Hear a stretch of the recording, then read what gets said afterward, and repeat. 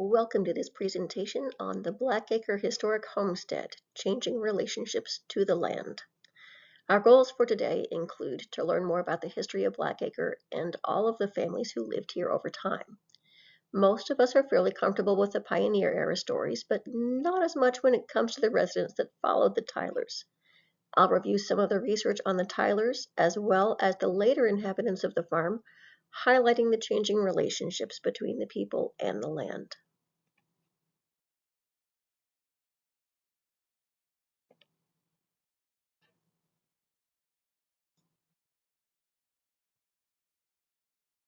Let's take a quick look at the pioneer period, which runs from about 1780 to 1820 through the earliest census available to us. This one is from 1810, after the Tylers had been on this land for at least 25 years. The only name listed here is the head of the household. Everyone else is indicated by a tick mark in a column representing their gender and age bracket. Once we know who lives here, we can make educated guesses about how they lived. Now, this census shows that all except for 3 of Moses and Phoebe's 10 sons had moved out. Thanks to the foresight of the earlier generation, there was plenty of land available, so it was pretty easy for them to start their own farms when they were ready. Presley, the youngest son, was the 14-year-old listed here and perfectly capable of doing a full day's work on the farm. There were 2 adult women to do the cooking and everything else that women did there, so it looks like everyone here had a comfortable life for the expectations of that place and time.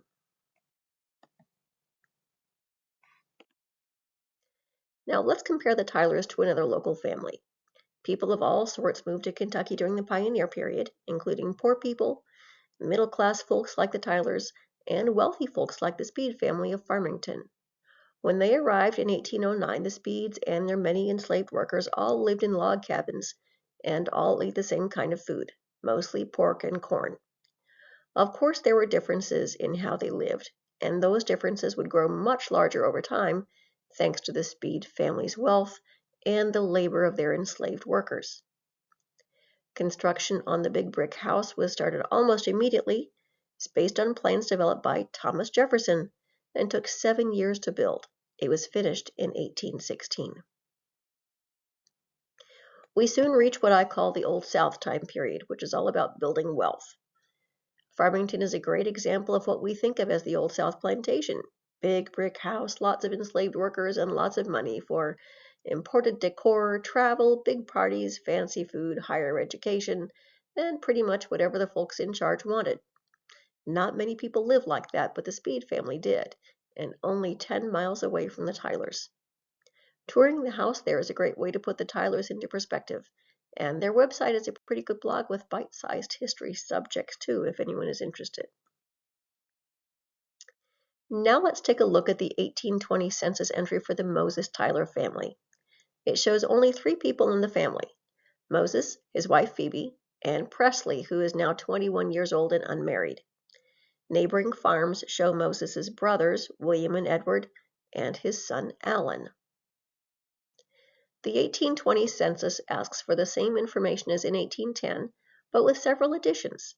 It asks for the number of persons engaged in agriculture, commerce, and manufacturing, and asks for the gender and ages of enslaved workers and free-colored persons as well. Sometimes it's difficult for us to talk about slavery, but it's important that we have facts at hand to help our visitors understand it. As wrong as we know slavery is, people at that time very often did not think it was wrong. In pioneer areas where land was cheap, hired labor was very difficult to keep, so enslaved workers filled many manual labor needs. In 1820, Moses was 67 and Phoebe was 62. They have 2 enslaved workers, 1 young woman and a boy under the age of 14. Having a young woman to do the heavy household work like laundry and butchering was just about essential. We can't tell how old the boy was, but even a young child could go do things like bring in more firewood, feed the chickens, help with the planting, go get me something, and here, hold this for a minute, kind of things. The 2 persons reported to be engaged in agriculture might have been Moses and Presley, or Presley and the enslaved boy. And here we have the 1830 census with several more people in the household. Clearly, Moses and Phoebe are the eldest. Presley gets the adult male spot, and now there are 3 teenagers too, 1 boy and 2 girls. My best guess is that these are members of the extended family. I can imagine lots of reasons why a parent might want to send a teenager or 2 or 3 to live with Grandma and Grandpa and Uncle Presley for a while. In 1830, there were more enslaved workers as well. We don't have any records showing names of these workers or what exactly they did or how they were treated. 4 of the 7 were under age 10, and there were only 1 adult woman over the age of 24. The older males may have been anywhere between age 10 and 23. As boring as the census records are, sometimes they are the best or only source of information we have. I put all the numbers together on this page to help you see the bigger picture. Keep in mind, in the year 1830, in order to produce 5 acres of wheat, about 300 labor hours were required for plowing, planting, cultivating, harvesting, and processing. Everything was labor intensive. There's no way that the enslaved workers could do all the farming and domestic work needed to support 15 people living here. It's possible that Presley hired other farm laborers. There's no way to know if he did or not. But overall, it seems pretty clear that this is not a place where the white owners were waited on. The Tylers did plenty of work too. The following year, we see an addition to the family. This certificate was written by Sampson Marmaduke, head of a prominent family in Oldham County, giving his hearty consent for Presley to obtain a marriage license and marry his 19-year-old daughter, Frances Jane. The witnesses are both older brothers of Presley, for whatever that's worth. This is dated March 15, 1831, and usually the wedding was a few days later at the bride's home. Undoubtedly, Presley brought her back to the Tyler farm to live. At that time, Presley was 35 years old, which is unusually late for a first marriage for a man who was able to support a family financially. His mother, Phoebe, would pass away less than 6 months later. Perhaps somehow she was a reason for them to wait. And perhaps Frances's age was a limiting factor. Her parents didn't want her to marry very young. We can only wonder about those things unless some new information surfaces. Now here's a little visual break from all those musty old papers. An 1854 painting titled Taking the Census. As a bonus, we get to see the inside of a simple home. A couple of little kids hide behind their mom, and I think that's probably a hired girl bending over because she's so much bigger than the other children.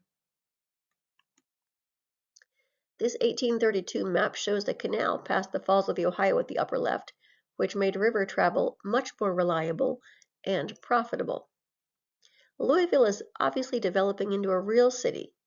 The box at the lower left identifies public buildings like the courthouse, the poorhouse, several churches and hotels, banks, 2 iron foundries, a cotton factory, and 2 mills. The nearest towns to Jeffersontown were Fern Creek and Middletown. Louisville was pretty far away. The southernmost road in Louisville on this map is Broadway today, and Campbell Street at the eastern edge is about where the Big Four Bridge is now. People of many ethnic backgrounds were among the early settlers here, and as the town grew, so did its population of immigrants who tended to settle near each other in less expensive areas. Germantown grew just east of downtown and near Eastern Parkway, first mentioned in Louisville newspapers in the 1850s. Phoebe passed away in 1831, and Moses passed away on the 27th of January, 1839. Both are buried in the Tyler family cemetery about a half-mile straight south of their home as the crow flies. So now Presley owns the farm and is 100% in charge. This is the only image we have of him. Though census records tell us a lot, they only happen every 10 years, and sometimes other records just don't exist. Presley and Jane had a daughter, Catherine, born March 4, 1832, almost exactly a year after the wedding. I haven't been able to find any official birth record for her. We know her date of birth because it was recorded on her death certificate. They also had a son in July 1835 who died in infancy. His tombstone is the only sign that he was ever born. There is no record of his birth, date, or his death.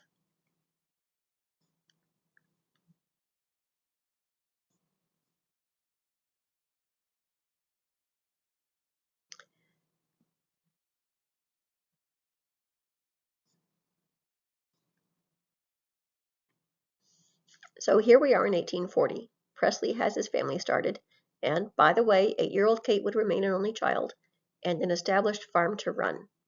The census shows a family of 3 plus 10 enslaved workers, with 5 persons engaged in agriculture, presumably Presley plus the 3 male enslaved workers over age 10 and 1 enslaved woman. So his wealth was increasing. It is noteworthy that there are now 4 enslaved teen and young adult women, suggesting that there is more domestic work going on that directly translates into increased physical comforts and luxuries. Family history says that Frances felt it was very important to present her family as well-dressed, and that makes sense considering that her father, Samson Marmaduke, was politically connected and very prosperous. In 1840, he had 6 family members at home and owned 20 enslaved workers. At that time, Presley and his family lived in a house that was less than impressive. They could have lived in a stone house, but that's unlikely. We know that there was another wood-framed 2-story building in between the stone house and the 1844 brick house. Unfortunately, it was torn down many years ago, but we can see it here on the left side of this photo taken around the year 1900. This photo is just about all we know about this building. We do know more about the adorable little girls in the Kroger family, and we'll talk about them later. We know from reminiscences of people who saw that building on the left before it was torn down that it was built of nogging. The brick fill in a wooden wall makes buildings sturdier and less prone to fires. I think this shows the feel of an established farm with an upgraded cabin, way more comfortable than the one-room log cabins of pioneer days. It's attractive and comfortable, albeit a pretty busy place. Now, thanks to a fleet of riverboats and the completion of a canal past the Falls of the Ohio, Louisville in 1840 is connected with the rest of the world and getting busier all the time, with expectations for more growth since its first railroad connection to Lexington and Cincinnati was already under construction. But Jeffersontown was still a separate town and a fair distance away. Mail service to Louisville was only twice a week at the most. It's easy to imagine that Francis prodded Presley to build a nicer home for the family. In 1844, he paid $265 for the bricks and exterior construction of the Tyler house we know and love today. Note that figure does not include interior finishing or furniture. When it was built, there was no attached kitchen, so all of the cooking was done in one of the other buildings, probably the wood and brick house that no longer exists. That was a common practice in the southern climate to keep heat out of the living areas during the summer, and also to reduce the risk of fires in the main house. Also, since it was a sizable farm, there was quite a bit of kitchen work to do in harvest and butchering season. The house was not painted yellow until decades later. Why did Presley pick 1844 to build a new house? We can only guess. His father had been dead for 5 years, so that doesn't seem relevant. But his daughter Kate was 12 years old. I think it's likely that a nicer home was seen as important for the family's standing in society as she approached a marriageable age. Kate married a young lawyer from Greene County, Andy Barnett, on December 11, 1856. He was 26 years old, she was 24. In the most recent census, 1850, he was living with his parents and siblings in Greene County, Kentucky, and already had $2,500 in real estate, which was a very good start for a young man compared to Presley's $10,000 worth of real estate. Andy's father is listed as a farmer with over $24,000 in real estate and over 30 enslaved workers. The agricultural census says he owned over 10,000 acres of land. In sum, Kate married very well. She moved to his home in Greene County, and they would move to downtown Louisville later. In this time period, nationally, conflicts over slavery are intensifying, and political compromises aren't lasting long. Change is coming, like it or not. Let's take a hard look at what's going on at Presley's farm in 1860. This is the slave census for that year, listing all of the enslaved workers Presley owned in descending ages. 3 adult men, 5 adult women, and 3 young children, ages 3, 1, and 5 months. The top line does not represent Presley, He is 63 years old. The columns are for the number of individuals in that category, age, gender, and race, either black or mulatto, which is a person of mixed races. Legally, people with even one drop of black blood were considered to be black. Speaking of which, towards the end of the Civil War, these enslaved children, who by appearance were white, Rosa, Rebecca, and Augusta, were found in Louisiana and dressed up for photos, which were sold to raise funds to educate freed children. Makes you think, huh? Anyhow, back to Presley. Here's part of the agricultural census for 1860, which gives us a ton of information about the farm. In that year, Presley reported 225 acres of improved land plus 175 acres of woodlands. The value of the farm was $12,080. Of the 40 farms listed on that page of the census, only 4 were valued higher than his. The average value of all the farms was about $5,000 and had about half as much improved land. So as farmers go, Presley was one of the wealthiest in his area. He had 9 horses, 7 milk cows that produced 500 pounds of butter. That worked out to just over 1.25 pounds per day, which easily could have been consumed by the 13 people living there, or could have been sold. There was a lot of milk produced along with that butter too, but no milk or cheese were sold. There were 13 other cattle, that's bulls and calves, no oxen or mules, 25 sheep that produced 60 pounds of wool, that's enough to make about 12 blankets, 70 swine or pigs, but no poultry recorded.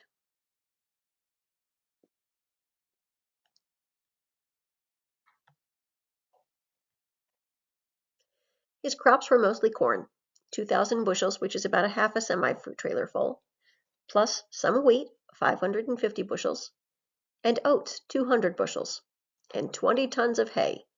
That would make about 1,000 modern rectangular bales of hay, grown on about 50 acres of land. He also produced 20 pounds of honey and relatively small quantities of beans and peas, potatoes, and sweet potatoes. The 2 ideas that jump out at me are, Presley must have had another barn to house all of those animals and store the food harvested. And after all the changes of the last 80 years, corn and pork are still the staple products, just like in the early pioneer days. I have to point out one animal that the census did not even ask about: goats. In my research, I haven't seen any sign that they were present on farms in Kentucky historically. They could have been raised for meat, but sheep were too, with the extra benefit of providing wool. Of course, everyone loves the goats we have today, but they aren't related to the historic farming here. The period from 1861 to 1865 initiated dramatic changes. Kentucky was a slaveholding state, though much different than the Deep South states. Many people here recognized that choosing secession would mean the almost immediate destruction of defenseless Louisville by federal forces that could approach very easily from the river. Kentucky's governor favored secession, but the state Congress did not. Kentucky remained officially neutral throughout the war and contributed many more soldiers who fought for the Union than for the Confederacy, although Union enlistments slowed down as emancipation began. This newspaper notice urges citizens to form militia companies to preserve order, just as in the pioneer days. Neutral or not, life in Kentucky changed. Over the course of the war, about 160,000 Kentuckians chose to enlist, about twice as many for the Union than for the Confederacy. But that total number caused a real shortage of laborers. This newspaper clip from 1862 explains that since so many coal miners had enlisted, prices of coal were driven to oppressive levels. Confederate guerrilla activity and military traffic moving through Louisville, which included troops, supplies, and wounded, also interrupted regular commerce and drove prices up. In October 1862, Confederate forces invaded Kentucky, expecting supporters to flock to their side. They didn't. The Battle of Perryville, which is only 60 miles away from here, was a hard-fought Union victory. After that, forts surrounding Louisville were seen as a higher priority and construction was accelerated. The map here shows their locations marked by stars, and the Ohio River is highlighted in blue at the bottom, so we're looking south. This map is oriented with north at the top again and is zoomed in to show the three closest forts to Jeffersontown. Our farm is 14 miles from Germantown, which is highlighted in blue at the top, which puts our farm way off of this map. But every time someone from the Jeffersontown area went to Louisville, they would go right by Fort Hill, marked by the star straight east of Germantown on present Newburgh Road, just north of Eastern Parkway. The bottom fort is Fort Horton, where Meriwether and Shelby Streets meet, and the red H at the bottom left is Brown U.S. General Hospital. Emancipation happened in stages. In April 1862, the District of Columbia passed a Compensated Emancipation Act, offering payment to slaves who chose colonization outside the United States, and also reimbursed their previous owners if they were Unionists. Then, in July 1862, President Lincoln freed the slaves of Confederate soldiers. 2 days later, slavery was abolished in the territories of the United States. And on July 22, 1862, President Lincoln presented the first draft of the Emancipation Proclamation to his cabinet.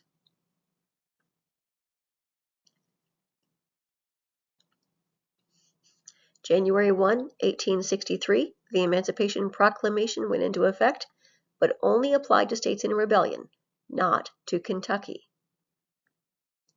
A few months later, in May of 1863, the USCT, or U.S. Colored Troops, were formed, recruiting and freeing colored men regardless of where they lived. So, neutral Kentucky slave owners saw their wealth literally walk away. In 1864, Maryland and Missouri, also border states, both chose to abolish slavery within their boundaries. After the war was over, there was still a shortage of manpower. Freed Negroes were not viewed as an acceptable workforce, but European immigrants were, according to the newspaper clip here. And lucky for Louisville, there were plenty of European immigrants ready to work.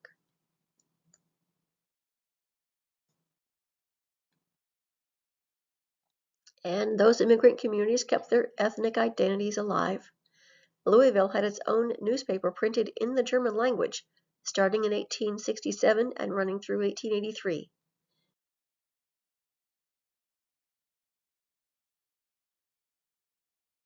The Kentucky Irish American newspaper was published from 1898 through 1968.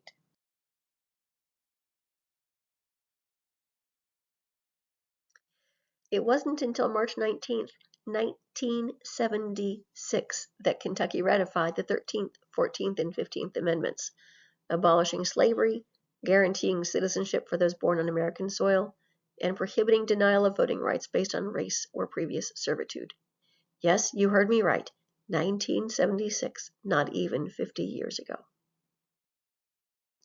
Reconstruction was basically military occupation of southern states to keep order and to defend the new rights of freedmen.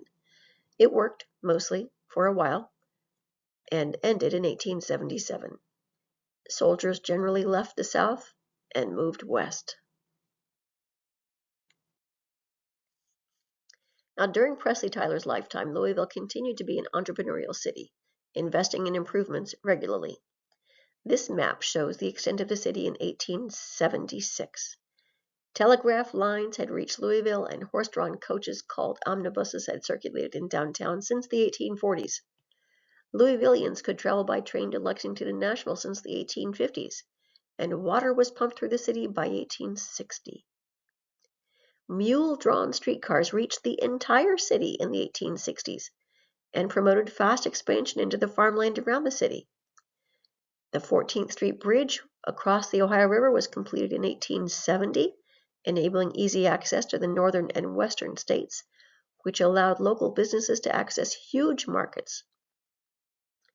The period from 1870 to 1900 was the era of ruthless businessmen, when Carnegie and Rockefeller drove progress nationwide, built their fortunes, and consolidated their power, increasing concentration of wealth in the upper class. Immigrants provided a cheap labor force for all kinds of industry, with few restrictions on what bosses could expect of their workers. Work days were often 12 hours long, and conditions were far from what we could consider safe. But not much changed at the farm. Yet. Okay, back to the Tylers. Let's see what changed for them after the war was over. 3 laborers are listed on the 1870 census as living with Presley. William Cumbach, a young man born in Prussia or Germany, an 18-year-old illiterate black man named Smith Tyler, who was likely owned by Presley before emancipation, and Mary Hughes, an Irish woman in her 30s who was listed as a domestic servant. His listed real estate value went up some and personal property went down. Enslaved workers were considered personal property, so that easily explains that change. Perhaps the land was more valuable now because so much farmland in the South was not very productive at that time. Or maybe the increased population in Louisville meant higher demand for food. It's hard to judge. Tyler family history says the kitchen was added onto the back of the brick house around the time of the Civil War. It's possible that Mary refused to carry food back and forth between the exterior kitchen and the house. Or maybe Presley decided that having the kitchen and house together would conserve fuel to heat them both. Either way, there was no interior door. Food had to be carried outside and then back into the dining room. Presley Tyler died on October 13, 1879, after a fall from his horse, and was buried in Cave Hill Cemetery. Jane, Presley's widow, went to live with her daughter Kate and her husband Andy, and their 2 young adult children in a nice house in downtown Louisville. The 1880 census for their home also lists a live-in servant girl whose parents were both born in Ireland. On the left is Frances Jane Tyler, Presley's widow. In the middle is her daughter, Frances Catherine, called Kate, and on the right is her daughter, Frances Barnett, called Fanny. Notice the theme? It was almost a year before Presley's farm was advertised for sale. This ad was published in September of 1880. The farm is described as one of the most desirable places in the county, with a splendid new barn and stable. The march of progress continues. The Edison Telephone Company of Louisville was formed in 1879 to provide telephone lines, also to convey messages, passengers, and baggage around the city. Phone lines weren't installed in Jeffersontown until 1906. Starting in the 1880s, newspapers like the Farmer's Home Journal, started in Home and Farm, addressed all the needs of farmers, offering tips on everything from how to take care of poultry to how to get rid of rats, saving seeds, recipes sent in by readers, and some travel and fiction pieces too. Advertisements appeared for all kinds of things.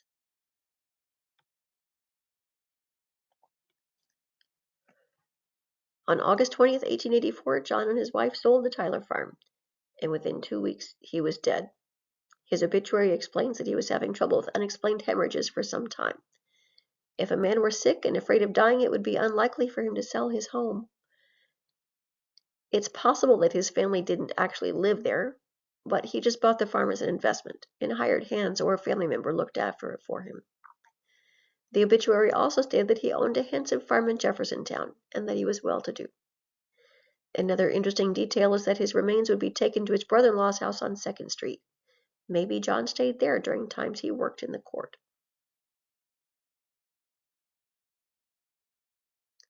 John was buried in Cave Hill. He made a will in February of that year, including specific personal items he wanted his children to have, and the following, quote, "I will Katie O'Brien for her kindness and affection to my wife and children, and her long service, a 3-year-old sound horse or filly, and a 3-year-old sound cow or heifer," end quote. So it looks like the family had paid domestic help in addition to the farm laborers who lived with them. The Sweeneys sold the Tyler farm to Johann Christian Ludwig Kroger, a German immigrant who arrived here at age 24 in 1858. Since Louisville had a thriving German community, it's very possible that he knew someone who encouraged him to move here. By 1885, when he bought this farm, he was a 55-year-old hardware salesman who went by the name John rather than Johann, with a wife and 7 children. He bought this farm so his 22-year-old son, Theodore Kroger, could escape industrial labor. Theodore started working in a brass molding factory by the time he was 17, and one of his sons explained that Theodore inhaled so much brass dust that his sweat was green, and his doctor told him to get out before the work killed him. Theodore and Amelia Kroger married in 1889, several years after the farm was purchased. The notice of their marriage license here highlights the spelling of the last name, Krieger, Krieger. That was a common pronunciation of the name, which was originally Dutch.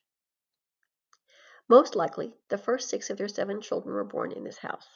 Ella in 1891, Mary in 1892, Theodore Jr. in 1893, Edna born in 1896, Florence born in 1898, Helen in 1900, and Carl was born in 1905 after the family moved away. Judging by the size of Theodore Jr. behind this gate, the photo was taken around 1895. I believe that the man on the right is the children's grandfather, John, who owned the farm and would probably enjoy occasional visits. It may also be Amelia's father, who was a 60-year-old laborer in a box factory, but I think he looks more like a salesman. Notice that Junior is wearing a dress just like his sister's, which was typical. Boys didn't start wearing pants until they could manage the fastenings themselves. Other than for the train, rural life was pretty much unchanged from Presley Tyler's time. They grew and harvested most of what they ate, and still did not have electricity or plumbing. Another thing that had not changed was the need for extra helping hands, especially since the children were also young. According to the reminiscences of the Krieger children, the family had paid help while they were here. One hired hand named Harry Lively was a young black man, born in 1884, who lived a couple farms away. Tom Rucker was a colored man whose family lived in a tenant house on the property. Also, Ed Shearer worked for Theodore. His family, with 2 or 3 kids, rented part of the upstairs out. Other members of those families may have worked for the Kriegers as well, at least on occasion. Mary talked about the kitchen having 1 table for the family and another table for the servants. It seems likely that Mrs. Shearer and Mrs. Krieger shared domestic work, cooking, laundry, childcare, all of those essential things. None of these workers show up in official records, so we have no way of knowing when or how long they worked on this farm. Around 1890, the railroad came to Tucker Station, just at the northeast corner of this property, which was a big improvement, especially for local farmers to send produce to markets in Louisville. Theodore carried a can of cream to the train station once or twice a week. Sometimes he made homemade butter or cottage cheese to take to market and sell along with chickens and eggs. This fast transportation enabled him to have more reliable income than just selling crops in harvest season. Theodore's younger brother John, born in 1871, is shown here holding wild fox grapes. He came to the farm on weekends and stayed in an upstairs room. He set up a portable mill on the farm to cut lumber and ship it to Louisville. He helped with farm work too, and most likely paid Theodore in some way, which brought more income to the family. In 1897, John married Amelia's older sister Barbara, so maybe then they both came to stay at the farm on weekends. And later he worked as a foreman at a lumber yard. Another change brought by the railroad was a mobile workforce, hobos or tramps. This reminiscence from Theodore Jr. about his mother feeding hobos who were willing to chop wood was probably from the Depression of the 1890s. Just as in the pioneer era, farmers had at least a fighting chance of feeding their families and having extra to share with those in need. Those who didn't have land and couldn't find work often just kept moving. When John Kroger, the owner of the farm, died in 1899, Theodore didn't have the money to buy it himself, so the farm had to be sold to settle John's estate. They moved to a different farm nearby. Theodore suffered from myelitis, a spinal inflammation which often presents with muscle weakness and paralysis, and died at the age of only 45. These are Theodore and Catherine Solger, probably circa 1876. These portraits say a lot, don't they? Theodore Solger was another first-generation German immigrant born across the river in southern Indiana. He is a classic example of a self-made man whose father died when Theodore was only 9. As a young man, he served an old-fashioned apprenticeship to a baker and then opened his own business in 1868. This was the right place and the right time for the boom years of the New South. He was considered the best caterer in the region and helped its very wealthy customers to enjoy all the decadence of the Gilded Age. By the time he was 35, Solger had a thriving business serving the elite of Louisville. He upgraded his building in 1874 with a new front we see here, and interior in the highest style. The confectionery was equipped with mahogany countertops and display cases, served ice cream and all kinds of sweets, had a soda fountain, and served lunches too. Upstairs was an apartment for the family, one domestic servant, and several confectionery employees, all of whom were born in Germany, and one whose last name was also Solger. Here's a clear example of settled immigrants helping others from the Old World. Solger died in 1911, and his son William took on running the business. The building was torn down in 1923 and replaced by the Brown Hotel. The business continued under new ownership and at a new location for several years. To give you some idea of the kind of work Solger did, the newspaper describes that on January 1, 1877, Fire Company Captain Levi held his usual New Year's open house for several hundred friends, quote, all of whom were entertained in a very handsome manner, end quote. A clipping describes that the chief was given an immense pyramid cake created by Solger, quote, gotten up in the elegant style, surmounted with a model of the Levi engine No. 7 with hose attachment and a miniature fireman at the nozzle, end quote.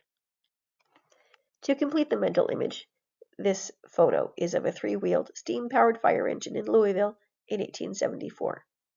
Something tells me that if baking competitions were a thing then, Solger would have been in them. And, by the way, Louisville has the 3rd oldest professional fire department in the country, founded in 1858. Before that, firefighters were all volunteers. This is one measurement of how serious city leaders were about keeping everything running. Solger and many others came to Jeffersontown for rest and relaxation thanks to the railroad, and starting in 1903, the new electric interurban train. The photo above shows a train car alongside horse-drawn wagons. The interurban enabled people to travel to Louisville and back much more conveniently and comfortably, with trains departing every 25 minutes. Expanded transportation provided businesses more goods to sell, more employees, and maybe most importantly, more customers. Louisville stores were happy to welcome county residents who had only rarely enjoyed shopping or entertainment downtown. With Louisville's growth came the downsides of urbanization. For some people, the convenience and excitement of the city weren't worth dirty and dangerous streets, crowds, and crime. This image is from a small booklet printed in 1908, extolling all the virtues of Jeffersontown, a community of wholesome rural independence. Easy access to transportation was a huge factor.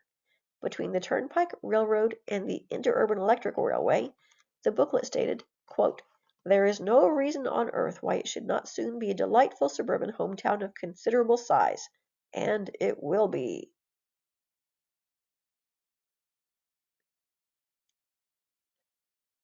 This is the cover of that little booklet. It extols the virtues of the town and the proven farmland around it with a clear comparison to the risks of new land out west.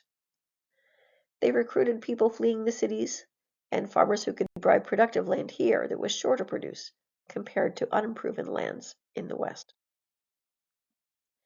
And this is the back cover of that little booklet, advertising E. R. Sproul, who could provide people new to the Jeffersontown area with just about anything they would want to create a home here. Keep in mind that the city still has some significant advantages over the country, including things like running water. This newspaper notice about the water company rules was published in 1891, suggesting that running water was fairly common even then. The farm still only has well water and a privy, no electric lights or telephone.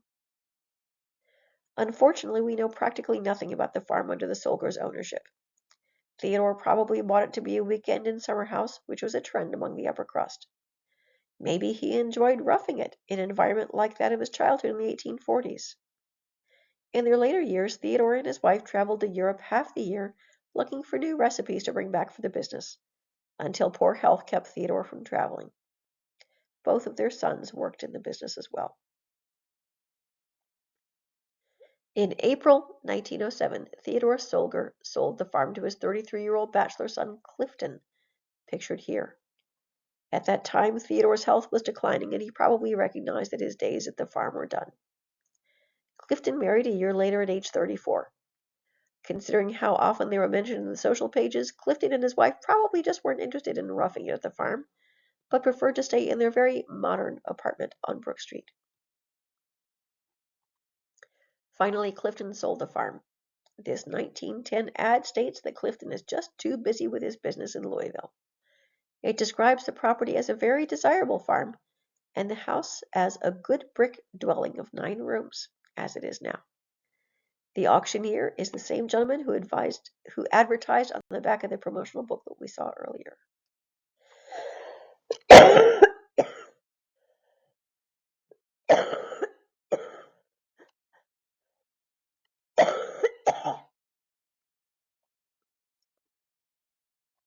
The auction was listed as February 28, 1910. But the sale of the property was not listed in the newspaper until the end of March. These notices seem to indicate that Wheeler gave Solger his 3 acres as the down payment on the farm. In June, Clifton sold those 3 acres to someone else.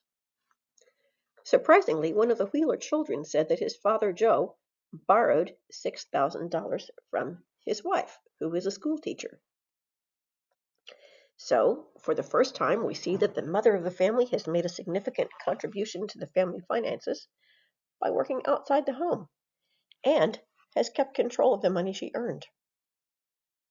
Women's rights are making big progress in this time period, and in 1920, women across the country would be given the right to vote in all elections. Now, the loan may have been because family history says the farm was pretty run down and the house needed a lot of repairs. One of the Wheeler boys said, quote, "Everything had run down on the farm, even the house. I heard tales that he would get drunk and lay in the bed and shoot the window lights out." Now, the Wheelers didn't come from any particular ethnic group. All of their parents were born in Kentucky. Thanks to reminiscences, we know that they moved to this farm at least in part to be closer to Delilah's family, who would all come over on Sundays, 30 or 40 people. One of her 5 sisters lived just 2 farms to the north, and 2 others lived nearby as well. They may also have moved there as an opportunity to do larger-scale farming, since they only had 3 acres before. The children were old enough to help with lots of jobs, and Fulton said he started plowing when he was just 10 years old. Just like for the Kroger family, the father's poor health meant that it was absolutely necessary for the children to do a significant part of the farm work.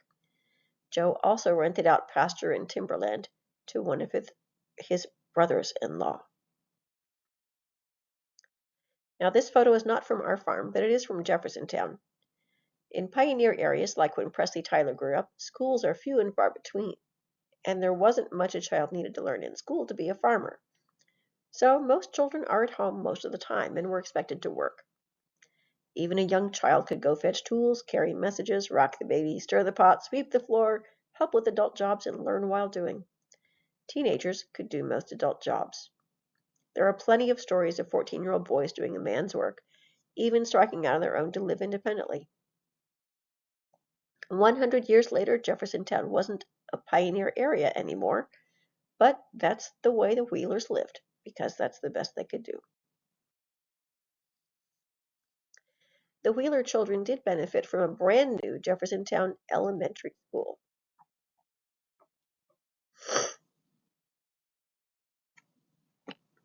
Virgil The Wheelers' youngest child was born just 2 months before the family bought the farm. This woman's clothing is of the right time period, and she looks like Delilah's photo we'll see later. So I think this is a photo they took at the farm to celebrate the purchase of the house. April 11, 1914. Electricity makes homes safer, brighter, cleaner, healthier, and more comfortable. All true, but not yet available in Jeffersontown.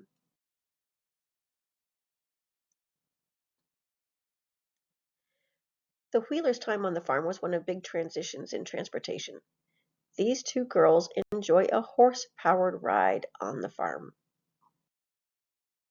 while the Wheeler boys ride a bicycle, a sport that became popular in the 1890s. And someone else drives a car. AI says this car is a 1916 Buick Model D45. Now, the Wheelers owned this property until 1937, so this photo could have been taken any time in between 1916 and 1937. It's impossible to make any educated guess based on the driver because we don't know who it is.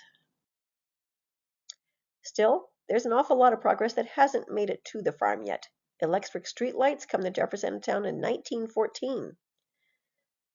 The Courier-Journal ran a full page about the modern home laundry of 1914, with the image shown here, extolling all the advantages of a separate laundry room with an on-demand hot water and electric irons, while the Wheeler household used heating technology that was 100 years old and got its water from a pump on the porch. The farm still doesn't have electricity or plumbing, though they did have carbide lamps. This provided a bright and reliable light, though they burned with an open flame and could be very dangerous. This incident headline doesn't have anything to do with our farm, thank goodness. I think this is a Wheeler picture, though I'm not sure. Steam-powered farm equipment had been available since the Civil War, and gas-powered equipment since the 1880s, but apparently for the Wheelers, horsepower was still essential. And they provide prepared food in much the same ways the Tylers did 100 years ago. Every winter, the Wheelers butchered 8 hogs for food through the winter. Barrels of flour and apples harvested from the property were stored in the cellar. During the Wheelers' years here, the stone house was used for butchering, and also for a while to house an old couple that needed a place to live. Mr. Wheeler gave them a job and let them stay in one room for a while. They cooked in the fireplace. Other than this couple, there is no sign that the Wheelers had any other help with the farm work, though they certainly could have hired some of the young men to whom Delilah was related in the area. Now, this photo is from the Wheeler family. Notice that 6 people are in the photo, mostly just hanging out in the barnyard. It's easy to imagine the Tylers doing these same things around that same barn. Delilah died in 1922, when their youngest child was 12 years old. Joseph remarried Jeanette, a widow 9 years younger than he, with 2 children from a previous marriage. The 1930 census shows only Joseph and Jeanette on the farm. Quote, "There was nobody left by my father, and he wasn't too healthy and couldn't handle the farm by himself. My father remarried and they rented the farm and part of the house. After about 3 years, they moved to Jeffersontown and helped Uncle Clarence Elmer run his store. They finally sold the farm." The Wheelers owned the farm from 1910 until 1937, when Frank Rothenberger, a farmer, purchased it for $5,500. This is Woodhaven, the Woodwards' previous home in St. Matthews, built in 1853. It has 8 bedrooms and is now a bed and breakfast. Elizabeth and William were wealthy, and in the social columns of the newspaper a great deal. They had Negro servants and a nanny for their 2 babies. They were the kind of people who would go on vacation for several weeks or even months at a time to stay in a cottage in England or in the Princess Hotel in Bermuda. Along with other employment, William was a partner in an investing firm. Unfortunately, a lawsuit accused William and his partner of managing the firm's funds in their own best interest, and by the end of the Depression, the money was gone. That explains why they sold Woodhaven and why Elizabeth purchased the farm rather than William. Inside the Tyler house, the parlor bookcases were most likely installed by Mrs. Woodward. The previous families didn't seem like they had much time or motivation to read for fun. One year, the census asked about the highest level of education. All the folks I saw said 8th grade. The portrait over the mantel here is King Louis XIV. Mrs. Woodward also enclosed the downstairs porches to enlarge the house. The part off of the kitchen she called a flower pantry. She enjoyed gardening. The photo on the right was taken from near the front door, looking towards the back of the house. The enclosed porch is described as a breakfast room. In the dining room, notice that the door to the kitchen on the right is blocked by furniture. Once again, servants brought prepared food from the kitchen onto the now enclosed porch and then back inside. Yes, the Woodwards had 2 servants while they lived here, and they were African American. This caption states that Lee and Fleecy Pierce worked for the Woodwards for 19 years. No, they did not cook over an open fire. A modern stove was installed. The 1940 census lists 40-year-old Lee and 43-year-old Fleecy right after the Woodwards, but in a separate residence with their 17-year-old daughter Shirley. Lee was a lawn and garden worker who worked an average of 70 hours a week. Fleecy was a cook who worked 40 hours a week.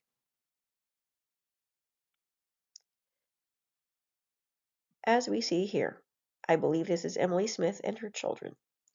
When William died in 1949, Elizabeth Woodward's sons were grown and gone.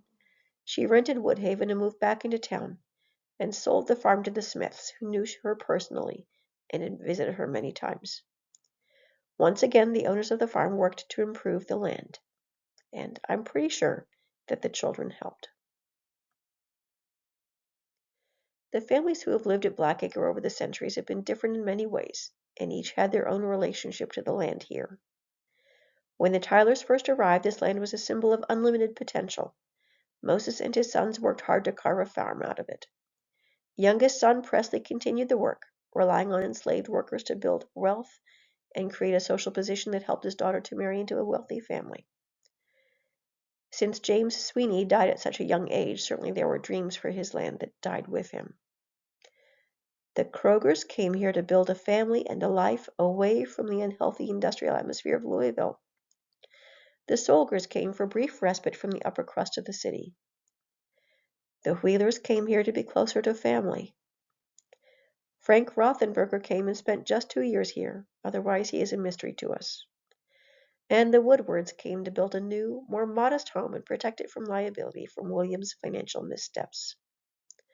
Emily and Judge Smith came because they knew Elizabeth Woodward personally, visited here many times, and loved the place. Just as each of these people came for different reasons, so do people today. Perhaps knowing more about the many lives built here and what they wanted from this land will help us and our visitors be more aware of our own connections to Blackacre and to our own homes. Thank you for your attention.